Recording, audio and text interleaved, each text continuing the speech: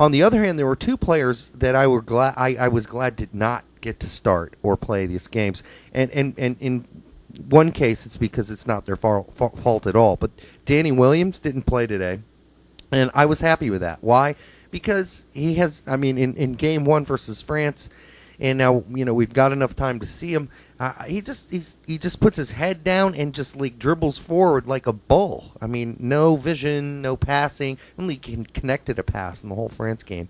And then Shea, give this guy a break, man. He needs a rest. Mm-hmm. In some ways, calling up Shea, maybe he should just, take a week off. Go to the Caribbean, have a rum and coke or whatever. Just relax. Because his legs have looked really dead for many of these games we've been watching recently. So those were two players I was glad we didn't see, because Fabian Johnson was great today. He was good, really good. Well, and to nip this in the bud, I think we were pointed out that it's not Fabian Johnson, it's Fabian Johnson. Oh, Fabian, yeah. Just wanted to point that out now so we don't get corrected on this during the comment section. Good, I'm calling him Fabian. No, I agree. That I'm glad that Williams was not started at right mid today, strictly because he's not a right mid. And I think starting him there and playing him there has really set him up for failure. Yeah. I thought Johnson was a much better option. Yeah. Even though he's primarily more of an attacking mid, if I remember correctly, although he's capable of playing out wide, which he showed today. Yep. It was much more of an offensive-minded move by Klinsmann to put him in there in that situation. And then to bring him in as a left-back option, a lot of people are saying, hey, why don't we try him at left-back? Not necessarily as a starter, because I still hold Chandler as a starter, as Klinsmann stated. It's his position to lose. It is. He's performing adequate there. And we'll see what happens. He's getting better with his left foot, although he still cuts in with his right and still provides decent enough service to offer opportunities. As far as Shea, I completely agree. I like how he started off in the Klinsmann era, but he looked, I agree with you, he looks tired. His legs, he just got done playing an entire MLS season, and on top of that, all the international games he had to play. Yeah, he needs a break. Yeah. And maybe it's here a bit. He needs a break. Yeah, it's not me. I don't think. I think every time Shea experiences something brand new as well, and we watched this during the France game. I haven't seen Shea play that tentatively in some time. And when they mention that Arsene Wenger was in the crowd watching the game, I just got that feeling he just kind of tightened up and didn't play the same kind of break Shea soccer we've seen him play for the last number of times, and with Dallas, and I think that's not one big mistake. Yeah, he's got to get over that, because guess what? The first time he plays a real World Cup game, we don't need Breck Shea freezing up. But then if Fabian Johnson continues to play this way, Breck Shea might be a backup. Honestly, you also add into the fact that when Landon Donovan returns, who knows? That's just going to add more depth. That position. I think if Landon Donovan comes back, you start him up front with Outdoor. I really like the fact, or let him play CAM and move move Dempsey up top, where Buttle was. Listen, I like what Buttle's done, but I don't think what he did do today has solidified him as a starter from here on to Kingdom Come. I think what's going to happen here is, where do you now put Donovan? You have to play him, and this whole idea that those guys, that tight shirt and redhead and Maka were talking, well, we don't even need Landon Donovan. I think we proved that today. No, we do need Landon Donovan. It's ridiculous. But it would be awesome to have the kind of nose for goal and nose for the play that Donovan has, and Altidore up top, because I really like Dempsey as a CAM, and keep Bradley on that right midfield spot, and keep playing Johnson on the left midfield spot. I like the way we played today, and I don't care, flip a coin, Beckerman or Adu in that pocket, that third center back position, which is what it essentially is. I was actually saying, I was yelling at my TV screen at about the 65, 70th minute. Bring in Jones. Let him solidify yeah. the defensive aspect of the game. And then they did. And oh my God, he didn't make the sub until like the 80th minute. I'm like, that seems to be my problem with Klinsmann, and it was my problem with Bradley as well. As they're hesitant to make the subs. They're waiting until too late to make the subs. Almost, it almost punished us keeping certain players in as long as they did. But as far as the topic on where to move Landon Donovan, I think the obvious, as far as what Klinsmann's probably going to do, is that it's going to be Donovan up top with Josie. If we play a 4-4-2, if we play this 4-4-2 that we played today, it's going to be Donovan up top with Josie. That would be great. Buttle gets relegated to the bench. Yep. And everything else stays the same because Klinsmann likes him as a striker. He tried it with Bayern Munich. He tried it once with the U.S. when he actually had Donovan. He's going to play more of an up top position. Didn't freaking Michael Bradley today put all the nepotist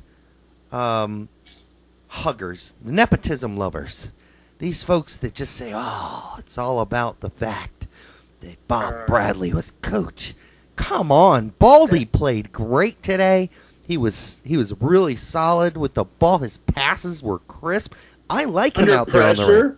I mean, that was one of his big criticisms from everybody, is that he freaks out under pressure. And no, he doesn't. It's the best. But today, there were a handful of times where he dribbled like 3 or 4 guys. He was great. Pressure, even in our defensive third. I mean, it almost made me cringe a little bit, like, oh my God, don't lose it. But he was so smooth, so crisp, and he was just so calm under pressure. It was one.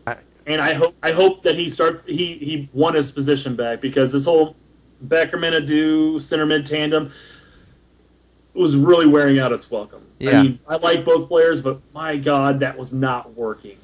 So let's talk about this for a second. So our lineup, when we've got almost everybody back, because we're not even going to talk yet about a certain Bolton player who won't be joining us probably for a while.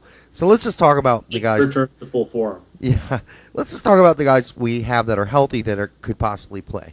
So here's and you can confirm this or not, but this is how I see it.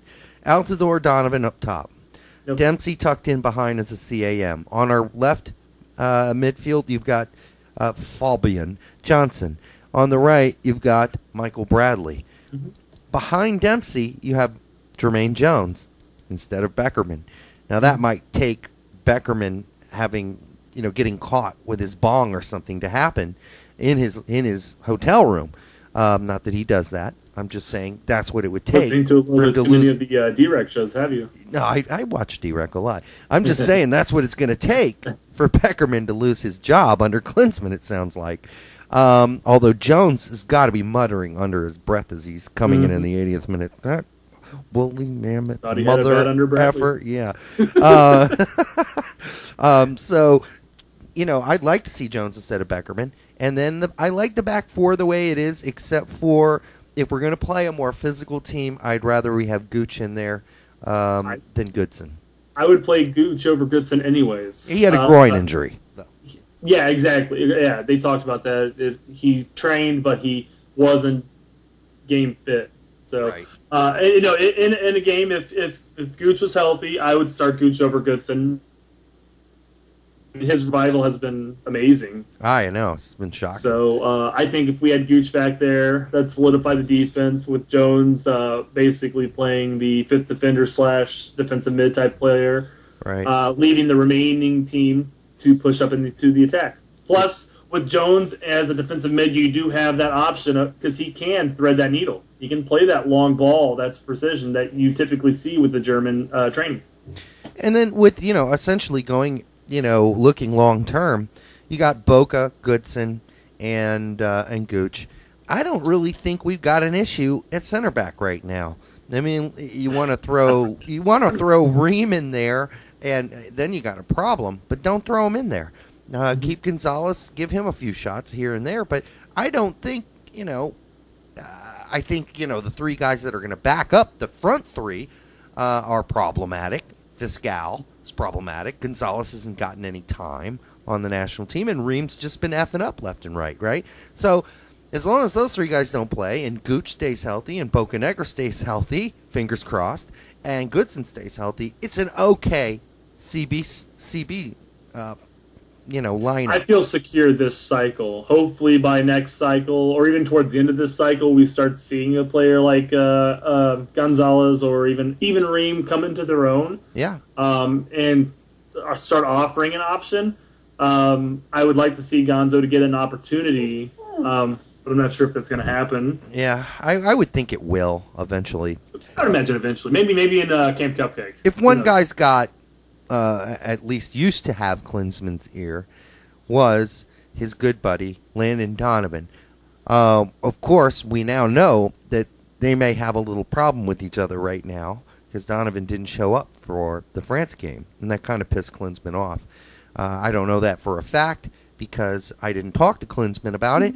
I'm just basing that on what I heard through kind of the grapevine. And when I say pissed off, I mean, how pissed off can Klinsman get, right? He doesn't really get pissed off. I mean, he's kind of like, oh, well, that Landon Donovan, what a jerk. But that's about it, right? And then he moves on. But anyhow, outside of that, I mean, Chandler's looking great at left back. I mean, a lot better than any of us thought, 4 months ago, right, when we were talking to Schroeder. And Dolo, I hope he stays healthy, but, we do have other options that can play that position if Dolo has problems. They're not going to be as good as Dolo, but it's not, going to be like a significant drop-off. The thing is, can guys like Dolo stay healthy until, the next World Cup? And that's always the problem that we're going to have. One would hope that if Dolo does get injured, that Lehigh is back from injury. I'm still not sold on Lehigh. I like Lehigh at left back. I thought he was all right. Left back, which would put Chandler back at the right back, which would open up more of his natural ability of pressing the attack on the right side. This might sound mean, but I mean, I really see Lehigh as like a Danny Zedela on steroids. He's faster, he's bigger. That's unbelievably mean. I just do. I mean, you mean to Lehigh. Yeah. Oh, well, Zedela was he was a fine player at one point. I mean, I'm just saying he's bigger and he's, not much bigger, but he's faster. He's a lot faster than Zedela was. And he's a tough kid. Sometimes I just, we got to see how he develops because when he gets back to Aston Villa, he's going to be playing second team, and hopefully they'll loan him out and give him some time to play somewhere so we can get back in form. Because that's not easy to do. It's easier to do at his age, thankfully, but it's not going to be easy. A few other things I thought we'd bring up before we close things out. How about Twellman hosting the halftime and end of game, post-game show?